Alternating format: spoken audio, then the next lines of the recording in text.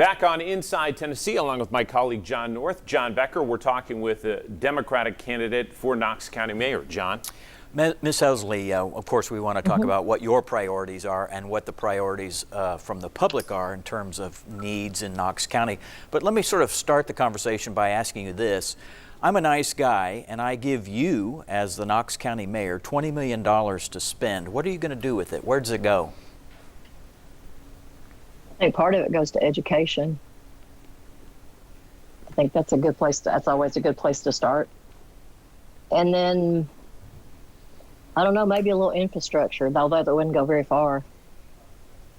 And what specifically, you mentioned teacher salaries, and John was pushing for sort of a bottom line number. What do you think that number should be for a starting teacher in Knox County?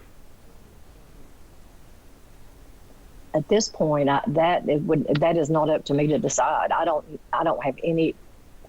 know what the teacher salary should be. I'm not an educator, but I would depend on the people who do that to let me know. One more specific topic we wanted to get into is obviously the question of law enforcement and what we should be paying law enforcement with the Knox County Sheriff's Office.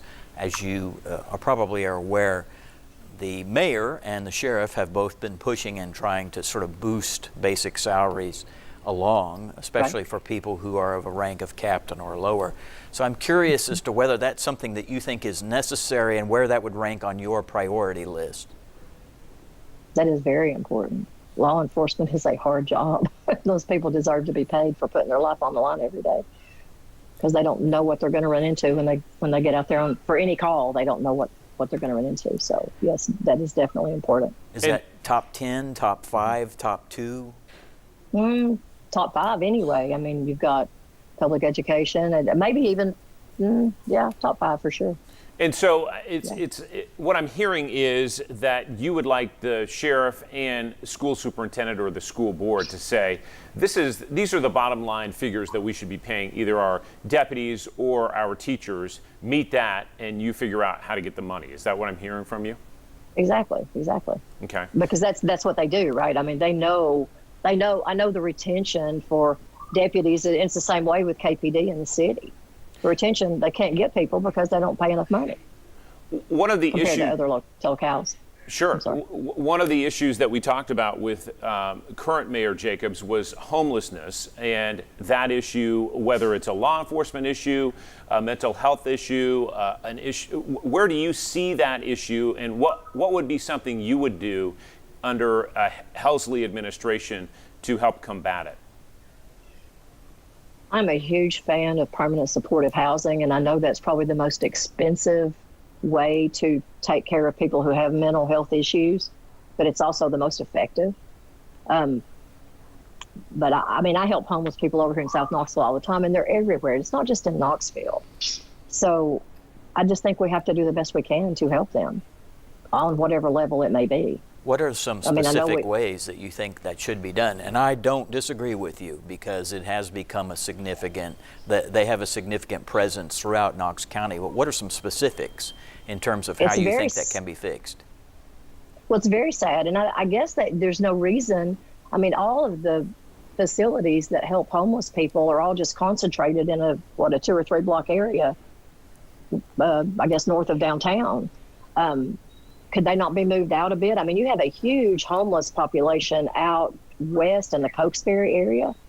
And I say that because Cokesbury Methodist Church, I do volunteer income tax assistance, and there's a site out there, and I've been out there and worked.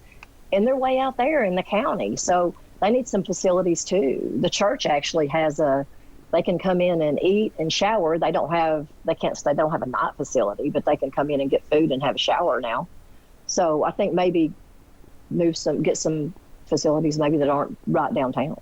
So, and I don't want to put words in your mouth, but as you're talking, I'm envisioning we're talking about maybe some kind of a facility in South Knox County, one maybe out west, maybe one off Broadway or Maynardville Highway, something like that. Is that kind of what you're thinking? Yes, wherever homeless people are. I just know they happen to be down west, and that's the reason Cokesbury has done what they've done. I mean, they've done a lot. So yes, I think that is a solution. It does sound like you have a disagreement on that issue with Mayor Jacobs, because he was saying to us in our conversation, he doesn't think that permanent supportive housing has had the impact that some say it has. You say differently, the research showing different in your mind. I just remember when they did Flanagan Landing over here in South Knoxville, I guess Maryville Pike. The community out here was like really up in arms. They didn't want it. They wanted no part of it. They did it, and it's been years. I can't even tell you the year it went in, but I could get you people now who would tell you it absolutely was a success. Nobody ever hears from anything over there. There's no crime. They're just there. So, and the people who opposed it now support it. So that's really the big example that I have, just because it's in my neighborhood.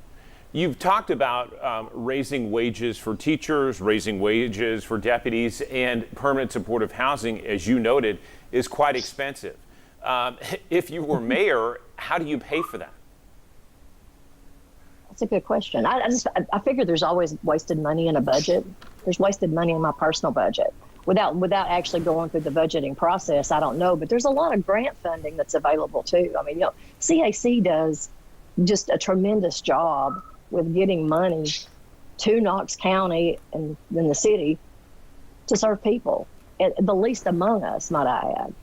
I mean, they parlay like something like, I don't know, whatever they get, like $4 or $5 million into like $48 million in grants to here. So there's ways to get money. I'm astounded at how many grants are available. Let's pretend that you're elected at September 1, you take office. What are the first things you're going to be doing, say, in the first 60 or 90 days in office? What are the priorities for you? At that point, you're looking at kind of transition, right? Trying to meet some county employees, right? One thing I would do, I think, is I would attend all commission meetings, because I think they're important. And I know there's kind of I don't really ever see my opponent do that unless he has something that he's supporting. So I think that would be a really good idea. Do you see any need for any kind of reorganization? I can't say that I do at this point without being in there. I'm sure there is a need. I know the mayor's office has grown since he's been in office, which, that could probably be trimmed a bit. But I don't, at this point, I don't know. Sorry, I'm not supposed to say I don't know ever, but I don't. So that's an okay thing to admit. Be there to see that. You don't know everything. No, believe me, I do not. Thank you. Who does? No one does. We're going to be back with more of our Exactly. conversation on Inside Tennessee with the Democratic candidate for Knox County Mayor. Stay with us.